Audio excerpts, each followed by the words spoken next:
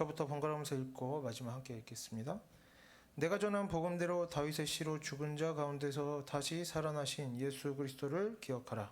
복음으로 말미암아 내가 죄인과 같이 매이는 데까지 고난을 받았으나 하나님의 말씀은 매이지 아니하리라. 그러므로 내가 택한 받은 자들을 위하여 이 모든 것을 참음은 그들도 그리스도 예수 안에 있는 구원을 영원한 영광과 함께 받게 하려 함이라. 믿보다 이 말이요, 우리가 주와 함께 죽었으면 또한 함께 살 것이요, 참으면 또한 함께 왕노릇할 것이요 우리가 주를 부인하면 주도 우리를 부인하실 것이라.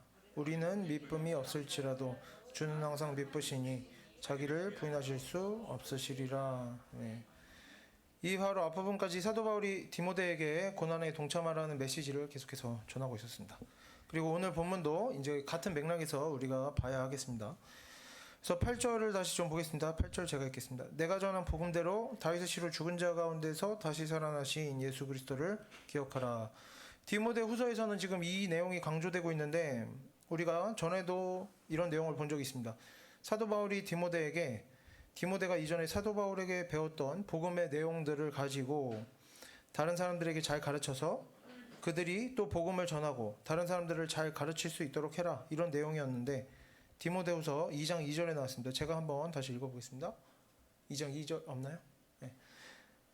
예, 제가 읽겠습니다. 또 내가 많은 증인 앞에서 내게 들은 바를 충성된 사람들에게 부탁하라. 그들이 또 다른 사람들을 가르칠 수 있으리라. 예, 이 구절하고 비슷하죠. 지금 8절에서도 보면 뭐라고 나옵니까? 사도 바울이 디모데에게 다윗의 씨로 죽은 자 가운데서 다시 살아나신 예수 그리스도를 기억하라고 하는데, 이런 내용을 기억하는 것은 자기 멋대로 자기 상황에 맞춰서 해석하고 적용하고 그것을 기억하고 하는 것이 아니라 뭡니까? 사도 바울이 전한 복음대로 디모데가 사도 바울에게 듣고 배운 그대로 기억해야 한다는 것이죠. 아무렇게나 기억한다고 그게 괜찮은 것이 아닙니다.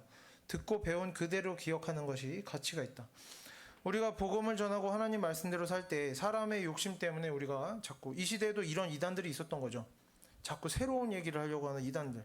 사람의 욕심 때문에 우리가 그런 것들을 찾게 됩니다. 새로운 것. 왜 찾게 됩니까? 남들과 다르고 싶은 거죠. 특별하고 싶은 겁니다. 나라서 할 수 있는 것, 나만 아는 것, 나만 잘하는 것, 뭔가 나를 특별하게 만들어주는 그런 것에 우리가 쉽게 끌리게 됩니다. 누구나 그렇죠. 누구나 가질 수 있는 마음입니다. 하지만 하나님께서 우리에게 바라시는 것은 나만 할 수 있는 특별함이 아니라는 겁니다. 하나님께서 우리에게 바라시는 것은 뭡니까? 기록된 하나님의 말씀 그대로, 하나님께서 요구하시는 것을 그대로 전하고 배우고 또 그대로 살아내는 것이 하나님께서 우리에게 요구하시는 것이죠. 하나님께서는 특별한 자를 사랑하시는 것이 아니라 순종하는 자, 자기를 부인하고 오히려 자기를 부인하는 자를 사랑하시는 거죠. 하나님 앞에 나오는 자, 겸손한 자를 하나님께서 사랑하고 아끼시는 것입니다. 그래서 우리가 복음을 전할 때, 그리고 듣고 배울 때, 그리고 하나님의 말씀을 해석하고 적용하고 하나님의 말씀대로 산다고 할 때 우리가 그것을 내 나름대로 특별한 방식으로가 아니라 가능한 한 하나님의 말씀 그대로, 듣고 배운 그대로 살아내려고 애써야 할 것입니다. 사도 바울이 살던 신약 시대에도 이런 것이 문제였기 때문에 지금 이렇게 반복해서 충고를 하는 것이고, 오늘날에도 어땠습니까? 에베소 교회도 거짓 교사가 많았죠. 거짓 교사의 문제가 많았습니다. 그리고 오늘날에도 사람들은 계속해서 이러한 잘못을 이어가고 있습니다. 자신의 특별함을 내세우고 드러내고 싶어 합니다. 그러다 보니까 성경을 제멋대로 해석하고 그런 유혹들에 넘어가게 되고, 이상한 해석의 유혹에 넘어가게 되고, 그러니까 이단들이 활개치고 다니는 겁니다. 사람들이 이런 이단에게 속아 넘어가는 거죠. 너희가 배운 적 없던 성경 내가 가르쳐주겠다, 성경 공부하자, 이렇게 해서 이단에게 속아 넘어가는 겁니다. 하지만 우리가 우리 자신을 버리고 자기 부인을 이뤄내고 우리가 욕심을 떨쳐내야 하는 거죠.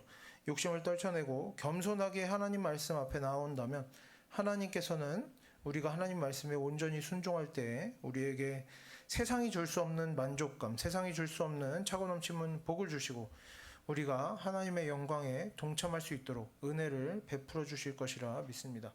그래서 하나님과 함께 영광을 누리는 자는 어떤 자다? 특별한 자가 아니라 자기를 부인하는 자, 순종하는 자가 영광을 누리는 것입니다. 그래서 우리가 내 나름대로가 아닌, 특별한 어떤 것이 아닌 하나님 말씀 그대로, 듣고 배운 그대로 순종해야 하는 것인데, 오늘 본문에서 요구하는 오늘 본문에서 요구하는 순종의 내용이 무언가 함께 좀 살펴보겠습니다. 8절 뒷부분을 보면 이렇게 나옵니다. 다윗의 시로 죽은 자 가운데서 다시 살아나신 예수 그리스도를 기억하라. 다윗의 시로라는 것은 예언대로 이루어졌다는 겁니다. 성경에 기록된 대로 다윗의 자손으로 예수 그리스도께서 나셨다. 뭡니까? 하나님의 말씀이 어떻게 됐다? 성취되었다. 하나님의 말씀은 성취되는 것이다 라는 의미로 이해하면 되겠고, 그래서 지금 사도 바울은 다윗의 시로 나신 예수 그리스도를 기억하라 라는 것입니다. 이것은 예수 그리스도를 기억하라는 의미도 있지만 또 하나님의 말씀은 성취된다는 것을 기억해라, 이렇게 여러 가지 의미를 가지죠. 그래서 특별하게 또 예수 그리스도에 대해서 아무렇게나 기억하면 되는 것이 아니라 이제 벗어나지 않도록 이제 지정을 정확하게 알려주는 거죠. 어떤 예수 그리스도에 대해서 기억하라는 것이냐? 죽은 자 가운데서 다시 살아나신 예수 그리스도를 기억하라, 이렇게 나옵니다. 하나님의 말씀에 기록된 대로 예수 그리스도께서는 이 땅에 오셨고 죽은 자 가운데서 다시 살아나셨다. 예수님께서 죽음을 이기셨으니까 그러한 예수 그리스도를 믿고 사도 바울 자신도 어떻다는 겁니까? 고난 중에 복음을 전한다는 것입니다. 예수님께서 죽음을 이기셨으니 나도 고난 중에 복음을 전하면서 어떻게 할 것이다? 고난을 이겨낼 것이다. 그러니까 어떻게 하라는 겁니까? 나에게 듣고 배운 디모데 너도 그대로 행하라. 자신의 어떤 특별한 뭔가를 하려고 하지 말고 그대로 행하라. 어떻게 하라는 겁니까? 죽음을 이기신 예수 그리스도를 기억하라는 것이죠. 하나님의 인도하심 안에서 고난을 잘 감당해내고 이겨내라는 겁니다. 도망치지 말고 피하지 말고 감당해내라는 것이죠. 그러면 자신의 말씀을 반드시 이루어내시는 이런 하나님의 인도하심 안에서 사도 바울 자신과 디모데가 모두 함께 부활의 영광을 이루어낼 것이다. 고난을 이겨내고 극복하는 영광을 얻게 될 것이다. 이런 지금 메시지가 전해지고 있는 것입니다. 그래서 지금 사도 바울은 고난 중에, 디모데도 고난 중에 있습니다. 고난 중에 있는 디모데에게 계속해서 하나님의 말씀대로 사는 사람에게는 어떻다? 소망이 있다. 앞으로도 고난을 잘 감당해낸다면 반드시 회복의 때가 올 것이다. 하나님께서 회복시킬 것이다. 이런 내용으로 위로와 격려를 하고 있는 것이죠. 다음 구절에서도 계속해서 이런 내용들이 나오는데 9절을 함께 읽어보겠습니다. 복음으로 말미암아 내가 죄인과 같이 매이는 데까지 고난을 받았으나 하나님의 말씀은 매이지 아니하니라. 바울이 이제 감옥에도 여러 번 들어가는데 어떤 때는 좀 형편이 좋은 때도 있었습니다. 하지만 이제 지금 보면 오늘 본문은 뭐라고 합니까? 죄인과 같이 매여 있다. 여기서 매여 있다라는 것은 감옥에 갇혀 있다는 것이고, 어떤 상태로 갇혀 있느냐? 여기 보면 죄인과 같이라고 나와 있는데, 여기서 죄인이라는 단어는 당시에 사회적으로 굉장히 비난받는 중죄를 지은 중범죄를 지은 죄인들을 가리키는 단어였습니다. 예를 들면 뭐 배고파서 음식을 훔쳤다던가, 비교적 뭐 사소한 죄를 저질렀다던가, 뭐 감정이 상해서 싸우다가 남을 심하게 다치겠다던가, 이런 것이 아니라 어떤 사람, 양심이 없는 폭력적인 범죄를 저지른 사람을 묘사하는 단어였습니다. 악한 사람.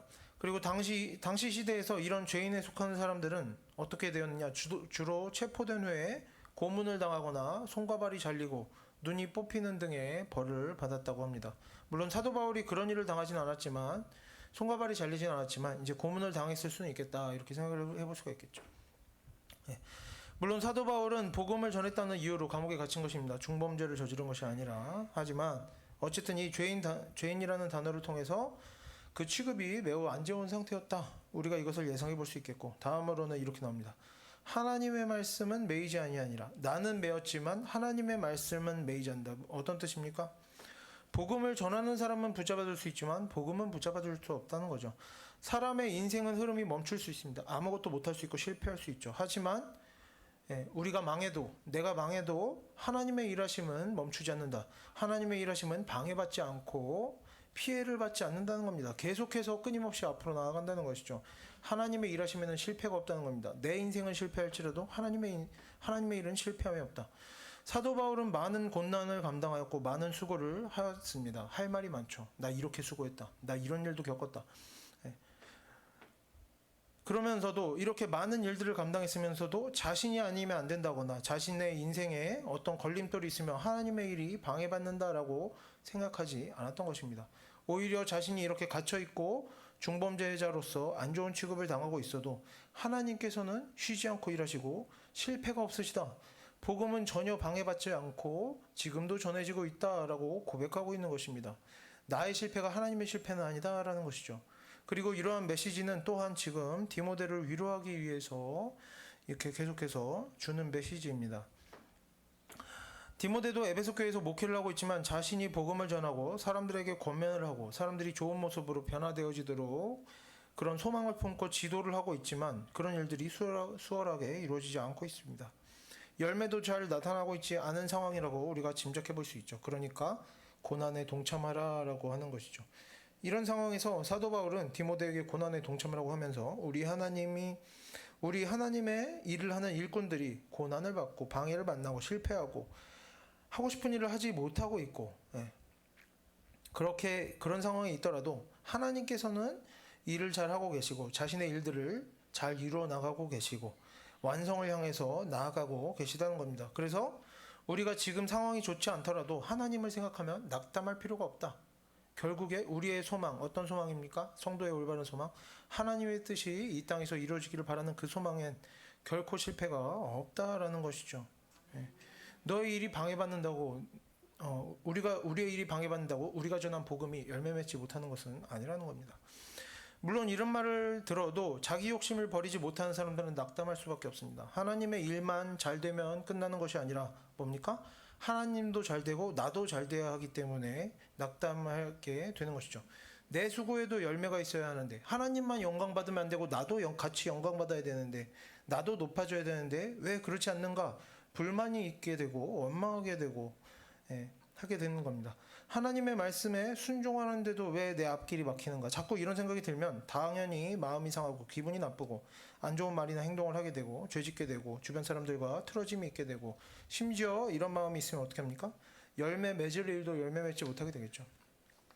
그리고 이런 식으로 부정적인 태도로 부정적인 말과 부정적인 행동들을 반복하게 되면 그것들이 또 죄를 만들고 이제 자기 자신조차도 뭐 우리가 하는 일이 열매 맺고 하는 문제를 벗어나서 자기 자신의 인생조차도 하나님의 말씀대로 살기가 어려워지게 되는 것입니다. 마음에서 죄가 계속 자라나기 때문인 거죠. 교만함과 어떤 불만의 죄들이 생기게 되는 것입니다.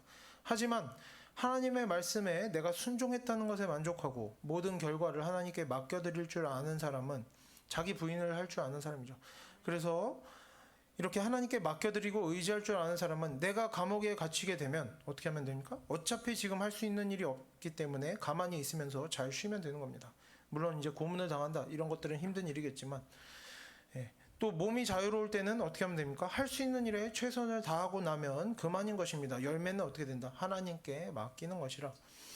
육신의 욕심을 떠난 사람은 자신이 높아지는 것을 열매라고 생각하지 않고 기대하지 않습니다. 지금 당장 내가 하나님의 뜻대로 살아갈 수 있으면 그것이 나의 열매다라고 생각할 수 있는 것이죠. 내가 하나님의 말씀대로 살 수 있으면 뭐라고 할 수 있는 겁니까? 나는 계속 열매 맺고 있다라고 하는 것이죠. 내가 하나님의 말씀에 순종하고 있는데도 열매가 없다라고 생각이 되고 실제로 그렇다면 그 또한 하나님의 인도하심 가운데 있는 것이기 때문에 낙담할 필요가 없습니다. 내가 하나님의 말씀대로 잘 살고 있고 지금 당장 열매가 없다면 뭔가 하나님의 뜻이 있겠다라고 믿음으로 의지할 수 있는 것이죠. 뭐 감옥에 갇혔다. 하나님의 일을 할 수 없는 상황에 있다. 그렇다면 내가 여태까지 하나님의 일을 했는데 그것에 대한 보상이 없다. 그렇다면 지금 내가 할 수 있는 일이 없는 것이기 때문에 뭐 감옥에 갇혔으면 아무것도 할 수가 없겠죠. 그리고 또 우리가 아무것도 할 수 없는 상황들이 많죠. 상황이 어렵게 되고 몸이 아프고 뭐 그럴 때가 있는데 내가 할 수 있는 일이 없는 것이기 때문에 내가 하나님의 일을 해야 되는데 불순종하고 있는 것이 아닌가 그런 걱정을 할 필요도 없습니다. 아무것도 할 수 없는데 내가 불순종할 일이 뭐가 있겠습니까? 나에게 주어진 일이 없기 때문에 감당을 하지 않는 거지 내가 주어진 일을 감당하고 있지 않은 것이 아닌가 내가 게으른 것이 아닌가 걱정할 일이 없는 거죠. 다만 뭐만 신경 쓰면 되겠습니까? 내가 마음과 생각으로만 죄짓지 않도록 애쓰면 되는 일인 것입니다. 내가 내 자리에서 뭐 말로나 행동으로 죄짓고 그러지만 않으면 되는 것이죠. 특별히 아무것도 안 해도 뭡니까? 난 할 일을 다 하는 겁니다. 왜? 아무것도 할 수 없는 상황이기 때문에. 이렇게 우리가 내 자신을 높이지 않고 살아계시는 하나님께 믿고 하나님을 믿고 하나님께 의지할 수 있다면 하나님께서는 우리가 갇힌 중에도 아무것도 할 수 없는 중에도 하나님 자신의 일을 이루어 가실 뿐만 아니라 뭡니까? 우리의 인생 안에서도 하나님의 일을 계속해서 이루어 가실 것입니다. 우리가 갇히고 매여도 우리 안에서 역사하시는 하나님은 멈추지 않으시는 것이죠. 맥추감사절에 다룬 신명기 본문을 통해서도 우리가 확인한 내용인데, 아무것도 할 수 없는 상황을 통해서 우리는 하나님 앞에서 겸손해질 수 있고 모든 자랑과 교만함을 떨쳐낼 수 있고 오직 하나님께만 의지하는 습관들을 가질 수가 있습니다. 그렇다면 이미 우리가 아무것도 할 수 없는 상황 속에서도 하나님은 우리가 그 시간을 올바로 하나님께 의지하며 살아간다면 하나님께서는 우리를 점차 하나님의 자녀다운 모습으로 변화시키는 것입니다. 아무것도 할 수 없는 그런 좋지 않은 상황들을 통해서 우리를 변화시켜 나가는 것이죠. 여전히 하나님께서는 어떻게 하시는 겁니까? 우리를 위해서 일하고 계시는 겁니다. 물론 우리가 아무것도 할 수 없게 되는 것은 하나님께서 그렇게 하시는 것이 아니라 분명한 사단의 공격이라 할 수가 있겠습니까? 상황이 어려워지는 것, 몸이 아픈 것, 모든 것들은 사단의 공격이다. 하지만 예수 그리스도가 십자가에 못 박히도록 사단이 그렇게 공격을 해도 하나님께서는 그것을 부활의 영광으로 바꾸시는 분인 것입니다. 우리가 몸이 아프고 형편이 어려워도 하나님께서는 그 모든 일을 어떻게 한다? 부활의 영광으로 바꾸시는 분이라는 것입니다. 하지만 실제로 보면 이런 경우들이 많이 있습니다. 아무것도 할 수 없는 중에도 하나님을 원망하기만 하고 불평불만 늘어놓으면서 자신은 여전히 교만하고 자랑을 늘어놓고 지금 아무것도 못하는 상태가 되면은 또 어떻게 하냐면 과거에 자신이 잘 나갔던 때를 계속해서 복귀하고 다른 사람들에게 과거를 자랑하고 자신의 잘난 것을 자랑하면서 지금의 자신의 어떤 좋지 못한 상황들을 이렇게 그런 것들로 회복하려고 하는 그런 사람들이 많이 있습니다. 인간의 연약함이죠. 누구나 이런 마음을 가집니다. 하지만 이렇게 자신을 내려놓지 못하고 아무것도 할 수 없는 상황 속에서도 겸손해지지 못하는 그러한 인생은 그 자신이 하나님께서 하시는 일을 가로막고 방해하고 있으며 하나님께서 우리를 바꿔나가려고 하고 계시는데 그것을 방해하고 있는 것이죠. 그래서 그 인생에도 열매가 나타나기가 어렵고 자신이 무언가 해서 바깥으로 열매를 나타내는 것이 문제가 아니라 자신 스스로에게도 어떤 변화가 일어나기가 어렵게 되는 상태라고 할 수가 있겠습니다. 자신 스스로도 변화되어지지 않는다면 다른 사람을 바꾸기도 어렵겠죠.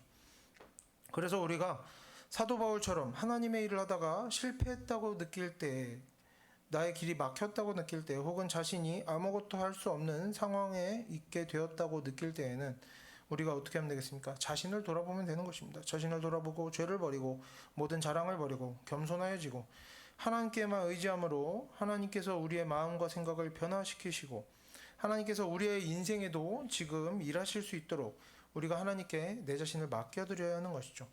그래서 우리가 겸손한 마음으로 기다리고 참고 인내할 줄 아는 그런 하나님의 자녀다운 태도로 살아간다면 우리가 아무것도 할 수 없는 상황이라고 느낄지라도 하나님께서 우리의 인생에 찾아오셔서 우리 자신을 변화시키는 그런 역사를 경험할 수가 있게 될 것이라 믿습니다. 이제 넘어가서 10절을 함께 읽어보겠습니다. 그러므로 내가 택함 받은 자들을 위하여 모든 것을 참음은 그들도 그리스도 예수 안에 있는 구원을 영원한 영광과 함께 받게 하려 함이라. 사도 바울은 자신이 고난을 지금 견디는 것은 뭐라고 합니까? 택함 받은 자들을 위한 것이다 라고 말합니다. 우리는 다른 사람들이 복음을 듣고 믿음이 없던 사람들이 믿음을 가지게 되고 성품에 문제가 있는 사람들이 변화되어지기를 바라는 마음을 가지고 있습니다. 그래서 우리가 복음을 전하고 권면을 하고 또 우리가 모범을 보이면서 살아가는 것이죠. 항상 마음대로 되진 않지만 그러려고 애쓰는 것입니다. 하지만 결국에는 하나님께서 택하신 사람들은 내가 뭔가를 하든지 하지 않든지 믿음을 가지게 되고 결국에 변화를 경험하게 되는 것입니다. 그리고 하나님께 택하심을 받지 못한 사람들은 내가 엄청난 희생을 하고 그들을 위해서 목숨을 버릴지라도 변화되어지지가 못하는 것이죠. 그러면 다 정해져 있으면 복음을 왜 전하느냐? 결국에 하나님께서는 사람을 통하여 일하기를 기뻐하시는데 다른 사람을 통해서도 전해질 수 있는 그런 복음을 내가 전하게 된다면 많은 사람들 중에 내가 하나님께 택함받고 쓰임을 받을 수 있게 되는 것이죠. 그렇기 때문에 하나님의 말씀에 순종하고 하나님의 일을 하고 그래서 하나님께서 이루어가고 계시는 그 일에 내가 동참하게 되는 것은 그 자체가 열매인 것이고 축복인 것이고 감사할 일이고 기뻐할 일이 되는 것입니다. 다만 우리는 어떤 사람이 택함받은 자인지 어떤 사람이 택함받지 못했는지 알 수가 없기 때문에 모든 사람에게 복음을 전하고 권면을 하고 희생하고 참고 견디며 모범을 보여야 합니다. 하지만 전에도 듣지 않는 사람에게 억지로 반복해서 뭔가를 하려고 무리해서 애쓸 필요는 없다는 것입니다. 뭐 나쁜 말을 하고 싸우면서까지 복음을 전할 필요는 없다는 것이죠. 성경에서는 뭐라고 합니까? 이단에 속한 사람은 한두 번 훈계한 후에 멀리하라. 예. 복음의 힘이 있어서 다 바꿀 수 있다. 끝까지 열심히 해라가 아니라 뭐라고 합니까? 한두 번 훈계한 후에 멀리하라. 어리석은 자를 멀리하라. 돼지에게 진주를 주지 마라. 거룩한 것을 개에게 주지 말라라고 권면합니다. 들을 준비가 된 사람들은 우리가 온유함으로, 예, 전하는 사람의 태도도 중요하겠죠. 교만한 태도로 가르치듯이, 아랫사람 가르치듯이 전하면 복음 전하기가 어렵겠죠. 우리가 하지만 온유함으로 겸손하고 올바른 마음과 태도로 복음을 전할 때에 들을 준비가 된 사람들은 그 듣고 배움이 좀 더딜 수는 있어도 거절하거나 앙심을 품고 보복하거나 교만한 마음에 기분 나빠하거나 하지는 않는다는 겁니다. 그래도 사람의 부족함 때문에 여러 가지 어려움이 있을 수는 있지만 한두 번 정도, 그래서 우리가 한두 번 정도 시도해보는 것은 나쁘지 않습니다. 하지만 한두 번 복음을 말해도 그때마다 거절하고 듣지 않으면 그 사람은 택함받은 사람이 아닌 줄 알고, 그런 사람들 때문에 혹은 택함받았을지라도 지금은 아직 때가 오지 않은 것인 줄을 알고 우리가 멀리하고 거리를 두면 그만인 것입니다. 그 사람을 멀리해라, 뭐 앙심을 품어라라는 것이 아니라 우리에게 할 일이 많기 때문이죠. 다른 데 가서 또 복음을 전해야 하는 겁니다. 그리고 내 자신을 돌아보고 변화시켜 나가야 하고 우리가 할 일이 많습니다. 그런데 시간을 낭비하면 안 되는 것입니다. 지금 이래서 해봤는데 열매가 나오지 않는다.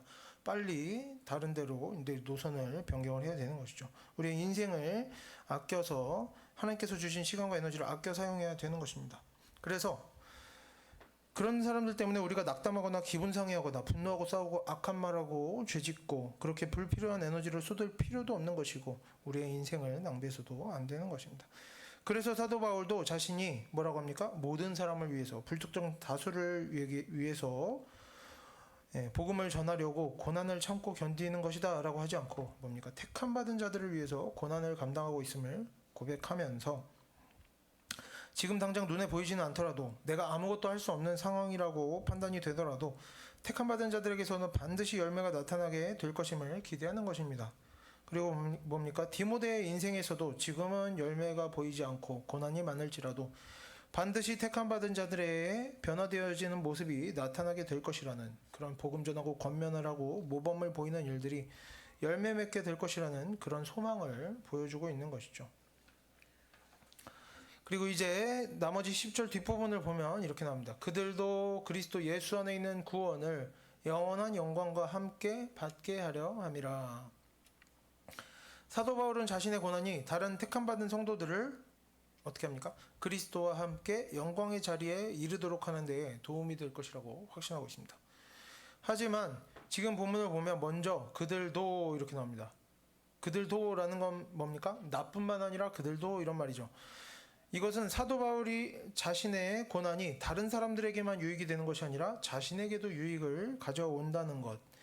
자기 자신이 예수 그리스도와 함께 영광을 얻게 되는 일에 자신의 고난이 도움이 된다라고 말하고 있는 것입니다. 이것은 위에서 살펴본 대로 뭡니까? 고난 중에 우리가 올바른 마음으로, 지난번에 신명기 보면서 이야기했었죠.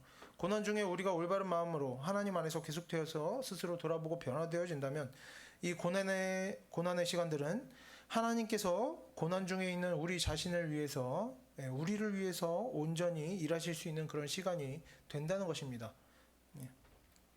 그리고 결국에 우리 자신부터 제대로 변화가 되어져야 내 자신에게서 하나님의 성품이 나타나고 하나님의 지혜가 나타나야 그것을 가지고 우리가 복음을 전할 수 있게 되고, 그렇게 우리가 거짓 선지자가 아닌 말로만 복음 전하면서 모범을 보이지는 못하고 죄를 지으면서 사는 그런 거짓 선지자가 아니라 우리가 진실되고 능력 있는 선지자로 변화가 되어져야 하는 것이죠.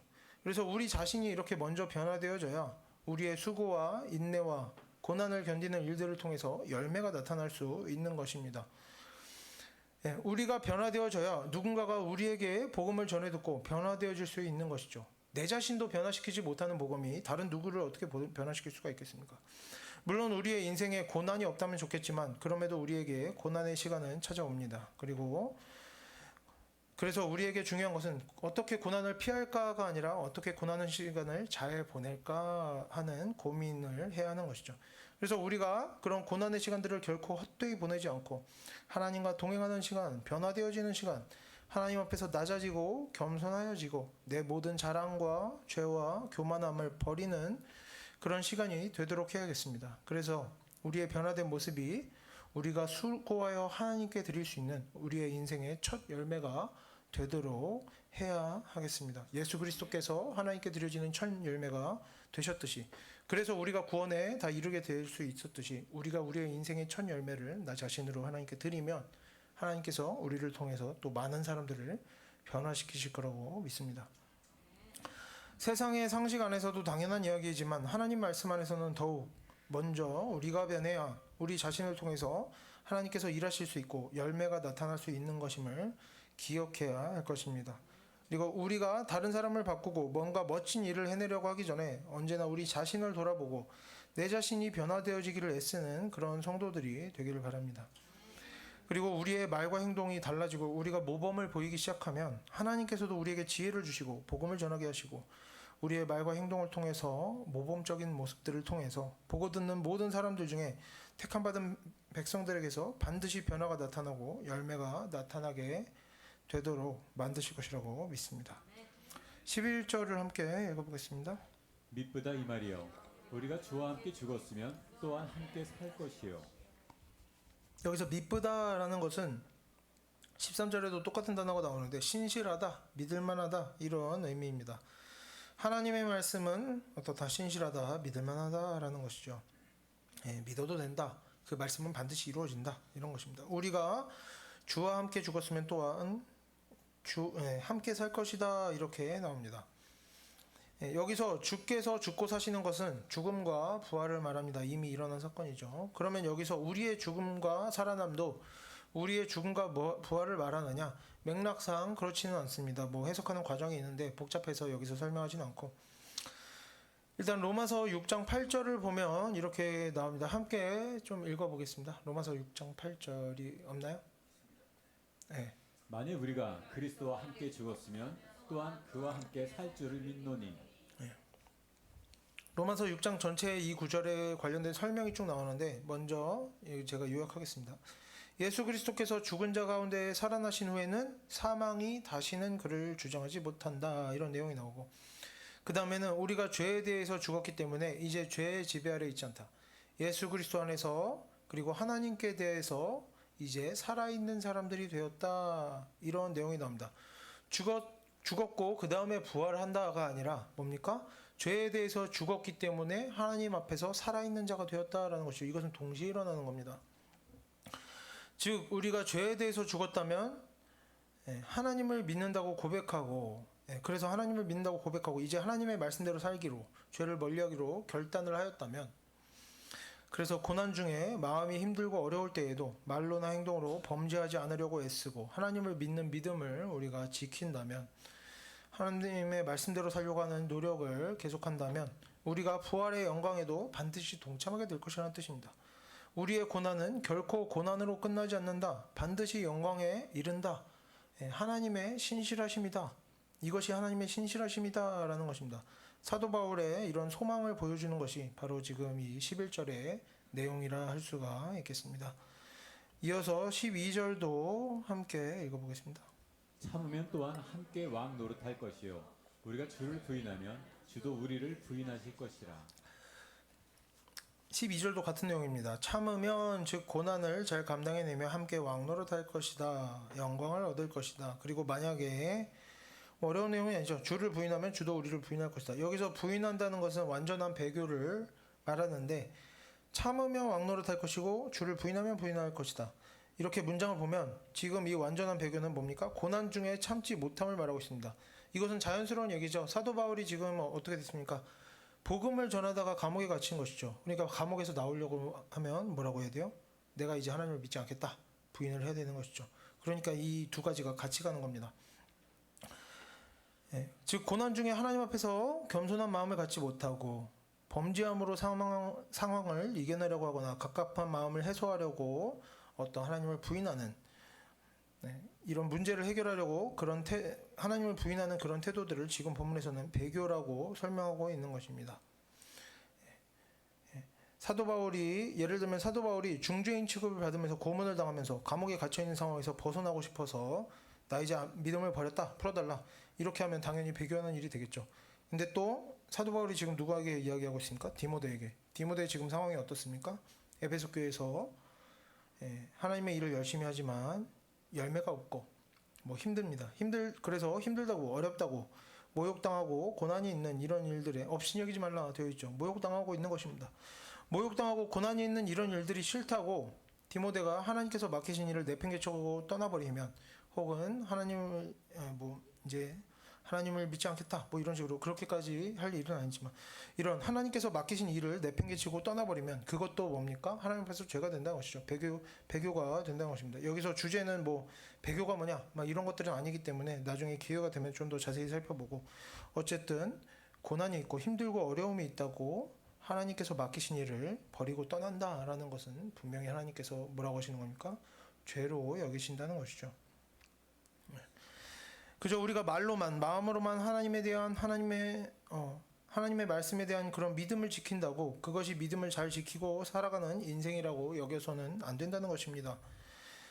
하나님의 말씀을 믿는다라고 고백하는 것에 더해서 하나님의 말씀대로 살아내는 삶이 없다면, 죄를 떠나려는 노력이나 시도가 없다면, 반복해서 하나님 앞에서 범죄하면서 악한 말을 하면서, 어떨 때 우리의 기분이 상할 때, 상황이 어려울 때, 내가 피곤할 때, 싫을 때 악한 말을 하고 악한 행동을 하면서 하나님 앞에서 범죄하면서 불순종하면서 그것이 문제임을 깨닫지도 못하고 있다면, 나는 하나님을 믿는다, 진심으로 믿는다 하면서 이런 일들, 악한 말하며 악한 행동하며 죄 짓는 일에 부끄러움이 없다면, 그것이 뭡니까? 다 하나님 앞에서 범죄하는 일이 된다는 것입니다.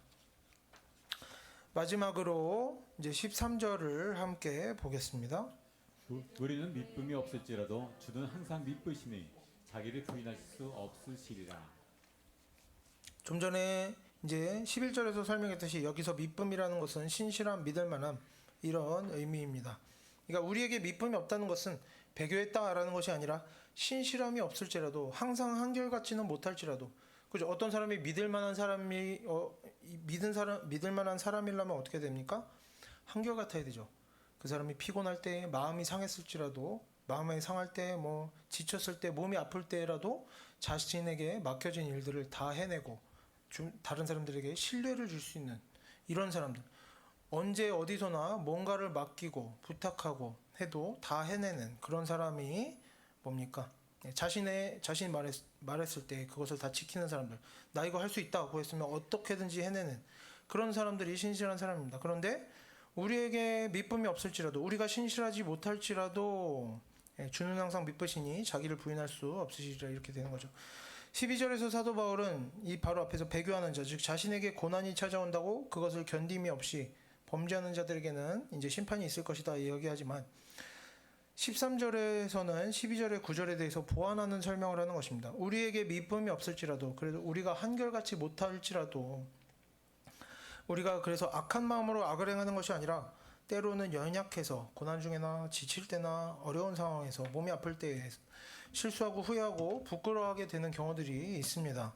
그리고 그 중에 어떤 것들은 고치려고 노력을 하고 있고 신경을 쓰고도 있지만, 그럼에도 조금씩 나아지는 과정 중에서 잘못된 일들을 반복하게 되는 경우들도 있습니다. 하지만 우리가 하나님과 사람 앞에서 때때로 그런 신실하지 못한 모습을 보일지라도, 우리가 배교함으로 아주 하나님을 떠나지만 않는다면 우리는 하나님께서 항상 신실하신 분임을 경험하게 될 것이라는 의미입니다. 하나님께서 우리의 부족함으로 인해 그 사랑이 식지 않으신다는 것이죠. 우리가 하나님을 떠나지 않는다면 하나님께서 우리를 먼저 포기하지 않으신다는 것입니다. 그래서 우리가 때때로 고난이 있을 수는 있더라도, 실패가 있고 우리가 죄 지을 때가 있더라도 우리가 낙담할 필요가 없다. 그리고 죄를 지음으로 어떤 일에서 벗어나려고 해서도 안 된다라는 것이죠. 왜냐하면 우리가 바른 마음으로 하나님의 말씀을 붙들고 의지한다면 하나님께서 우리를 그 어떤 고난에서도 건지시고 어떤 죄의 습관에서도 꺼내주시며, 모든 고통과 모든 부족함이 결국에 우리에게 유익이 되게 하시며 우리의 인생을 조금도 낭비되지 않게 하시고, 결국에 모든 일들이 하나님 안에서 복이 되고 열매가 있도록 하실 수 있다는 것입니다. 하나님은 믿어도 좋다, 하나님께서는 신실하시다, 이런 것이죠. 그래서 우리가 언제나 그 어떤 상황에서나 하나님의 신실하심을 믿고 내 자신의 힘과 능력으로 세상의 원리에 따라서 어떤 범죄함으로 내 문제를 해결하려고 하거나 내 마음에 답답한 것을 해소하고 내 욕심을 이루려고 범죄하는 그런 마음들을 버리고 그런 태도들을 버리고 이제는 우리가 고난 중에도 어떻게 악한 말을 해야 될 것 같고 악한 행동을 해야 될 것 같을 그럴 때에도 그런 마음이 올라올 때에도 우리가 하나님의 신실하심을 믿고 우리가 고난을 잘 견뎌낼 뿐만 아니라 하나님 말씀대로 잘 살아내므로 오히려 우리가 고난 중에도 유익을 얻고 모든 고난들을 통해서도 우리가 더 빨리 더 많이 하나님께서 보시기에 좋은 모습으로 변화되어지고 우리가 하나님의 영광으로 나아가게 되는 그런 성도들이 되기를 바랍니다. 함께 기도하겠습니다.